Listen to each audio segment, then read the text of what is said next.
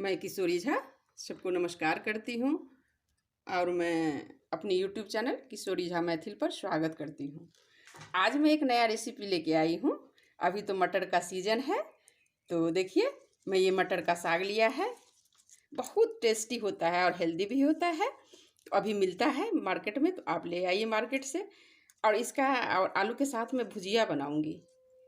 ये इतना टेस्टी लगेगा कि आप बार बार यही फिर बनाएंगे। तो देखिए इसको मैंने क्या किया है, ज़रा बड़ा बड़ा सा डंठल होता है, इसको मैंने काट लिया। इस तरह से इसको बना लेना है।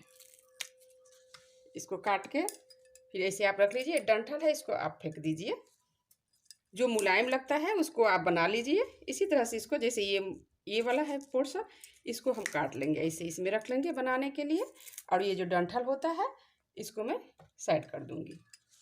इसी तरह से आप बना लीजिए, बहुत अच्छा लगेगा खाने में। एक बार ज़रूर मेरे तरीके से ट्राई कीजिए।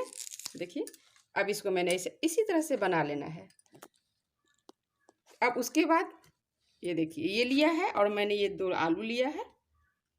ये अब इसके साथ में इसका भुजिया बनाऊंगी।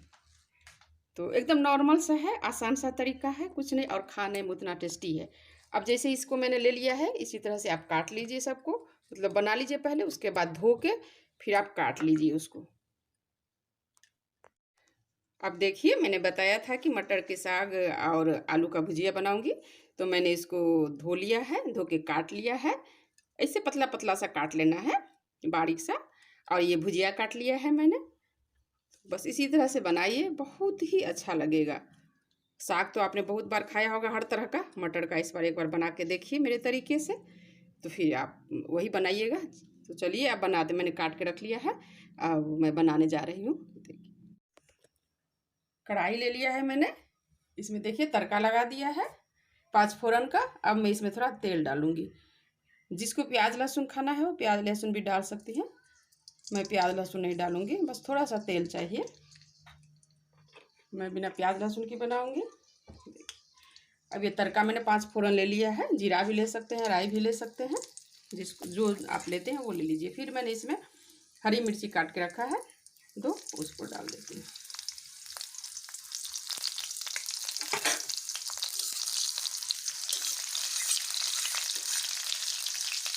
अब ये जैसे तड़का देखिए अब हो गया है,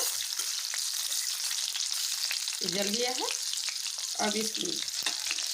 अब मैं इसमें जो मैंने आलू का भुजिया काट के रखा था वो भुजिया मैं ले लूँगी। इसमें अब पहले भुजिया डाल दूँगी आलू का।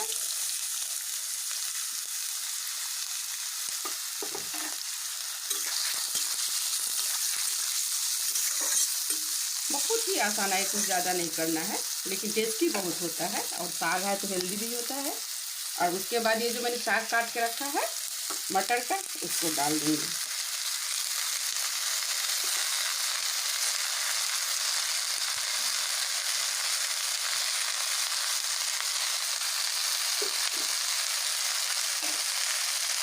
जैसे नॉर्मल भुजिया बनाते हैं उसी तरह से इसको भी बना लीजिए।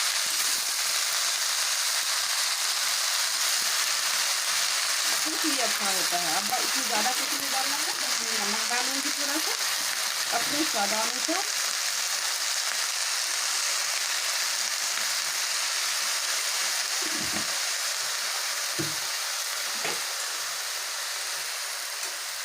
ये थोड़ा सा हल्दी डालूंगी।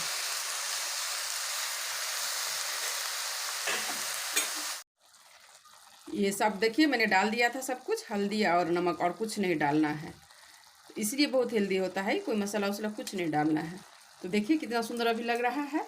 बस इसको सिझा लेना है, जैसे और नॉर्मल भुजिया बनाते हैं उसी तरह से बना लेना है। अब इसको मैं ढक दूंगी थोड़ा देर के लिए। ये देखिए अब मेरा भुजिया रेडी है। ये कितना सुंदर लग रहा है। बस इसी तरह से उसको नॉर्मल भुजिया की तरह ही बना लेना है। सभी लोग खाएंगे, बच्चे भी, सबको। अब हेल्दी भी होगा। एक बार ज़रूर मेरे तरीके से बनाइए। देखिए मेरा भुजिया रेडी है। अब मैं बंद कर दूंगी इसको। मैंने गैस बंद कर दिया है। ये देखिए अब मैं इसको परोसूंगी गरम गरम खाने के लिए। देखिए